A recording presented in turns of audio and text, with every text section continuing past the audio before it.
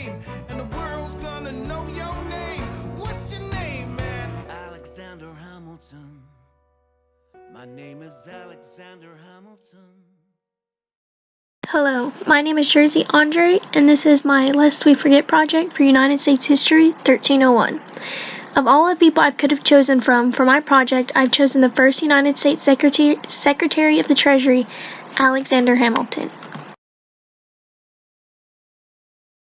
For my primary source, I'll be using the inspiration for the Broadway musical, The Biography of Alexander Hamilton, written by Ron Chernow, who is the prize-winning author of 6 books and the recipient of the 2015 National Humanities Medal.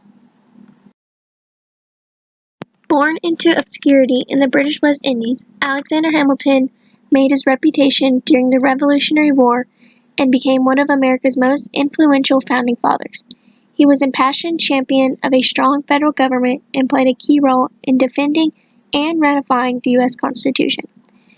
Alexander Hamilton was born on January 11th in 1755 or 1757. The exact year is still unknown to this date. He was born on the island of Nevis in the British West Indies. Hamilton was born to James Hamilton Sr.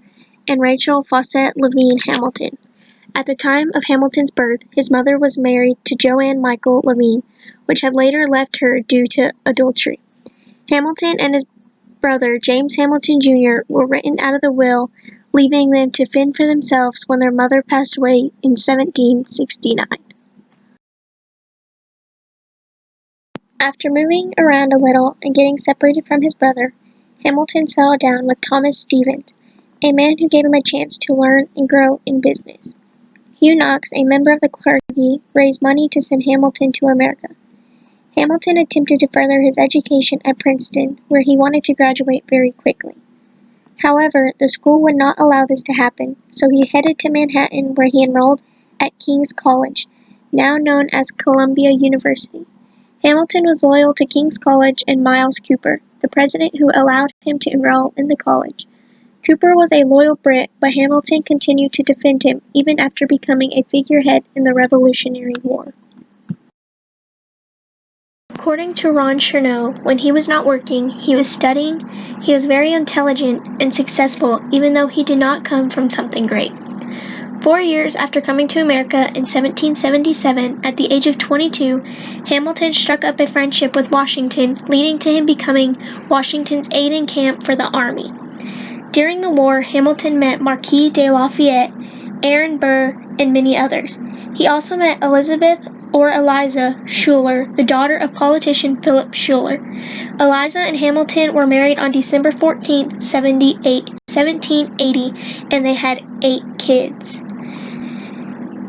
In 1781, Hamilton resigned as Washington's right-hand man because his relationship with Washington was not as close as it had been.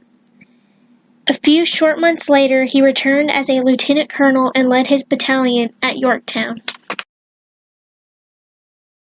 Because of not getting recognition he thought he deserved, in 1782, Hamilton became a lawyer in New York City, where most of his clients were some of the wealthiest men in the States.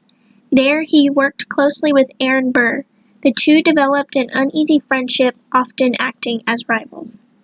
When George Washington became the first president of the United States of America, he appointed Hamilton as his Secretary of the Treasury. During his years in office, Hamilton was active in creating the U.S. banking system and establishing the original plans for what would become Wall Street.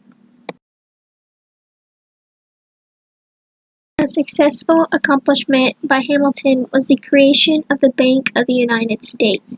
With this, he had created financial structure. Another accomplishment being he wrote 51 of the 80 essays for the Federalist Papers. Aaron Burr was one of Hamilton's biggest enemies. Burr had accused Hamilton of slander because he viewed him as to not be trusted in causing financial corruptions. They agreed to a duel, but unaware of Hamilton's pledge to purposely miss Burr to not create bloodshed, Burr shot and killed Hamilton, ending his life. However, we should continue to remember Hamilton for his accomplishments, such as creating the foundation of American banking, which we still use today, and the founding what we know now as the Coast Guard in 1790.